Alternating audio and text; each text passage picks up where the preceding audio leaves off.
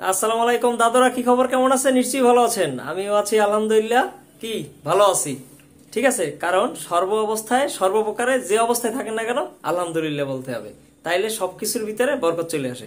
একটা ছোট একটা ভিডিও ক্লিপ দেখাই, ঠিক আছে দাদুরা।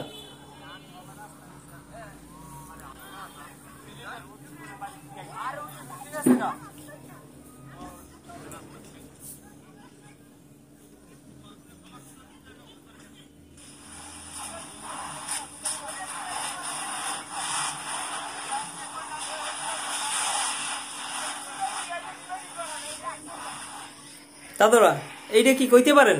এটা কিন্তু আসলেই একটা বাড়িঘর জ্বালাইয়া দেওয়ার সেই মুহূর্তটা। একটা বাড়িঘর জ্বালাই দিলে যে পরিমাণে আগুন জ্বলে তার থেকেও বেশি আগুন জ্বলতেছে এই ঘরে যারা ছিল তাদের প্রত্যেকের ভিতরে। ঠিক কেন বলছি?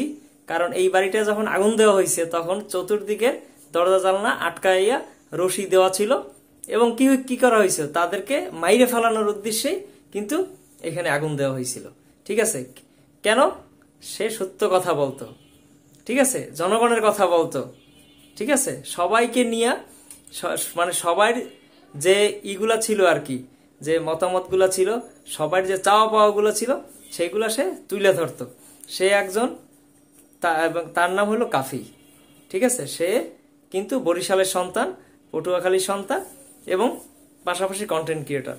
নাম তো অবশ্যই শুনছেন, কি কাফি ভাই শুনছেন না?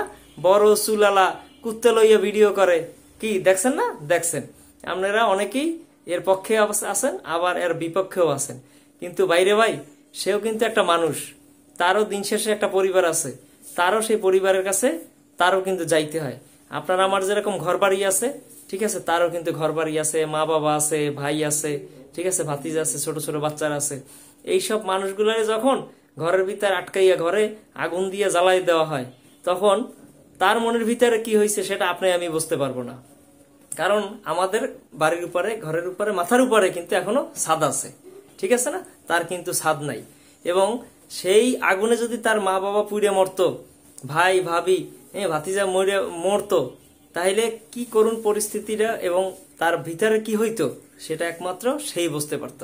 আমরা কিন্তু তার এখন পর্যন্ত কিছুই বুঝি নেই। সেই লোকটা দাবি করছে যে তার ঘরে কে আগুন দিছে সেইটার সে সুষ্ঠু বিচার চায়, এবং কারা করছে তাদেরকে জানি জনসমক্ষে আনা হয়। ঠিক আছে, সে কিন্তু তার অবস্থান থেকে সে সুন্দর কথা বলছে এবং সত্য কথা বলছে। সে সবসময় সত্যের, মানে আমি যা তার ভিডিওগুলো দেখছি কিংবা দেখি, সে তার কথাগুলো কিন্তু সত্য কথা, বাস্তব কথা।